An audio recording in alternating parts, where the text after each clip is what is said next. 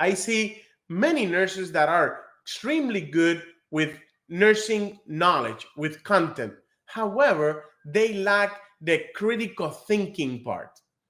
And I will tell you this channel, NCLEX Crusade International channel, is about the only channel that I have seen in YouTube that really focuses on helping students develop critical thinking. That is my expertise. This is what I love. I love to do questions together with you, help you analyze, help you understand, help you to develop the ability to see keywords, the ability to see distractors.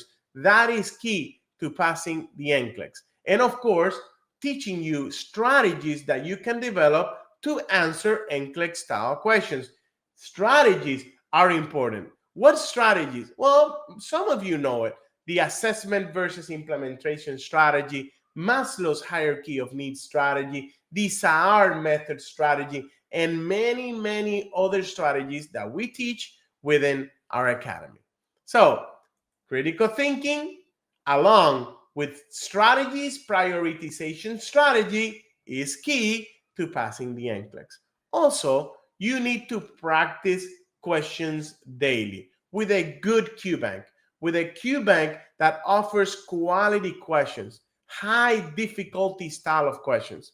You don't want to use a question bank that offers you basic content only style of questions. You need to think. You need to understand why. So practice good questions so you can develop that critical thinking. All right. So here in our YouTube channel, we have many videos where we have practiced questions with you that you can use to develop that ability. But you need to get a Q bank and you need to practice questions. Okay. So talking about understanding the NCLEX and understanding the algorithm. So I want to let you know that when we talk about NCLEX, you need to understand that there are different style of questions. Well, what do you mean, Professor? What do you mean that there are different style of questions? Yes, there are different style of questions. There are questions that are easier. There are questions that are middle difficult, intermediate difficult, and there are questions that are very high.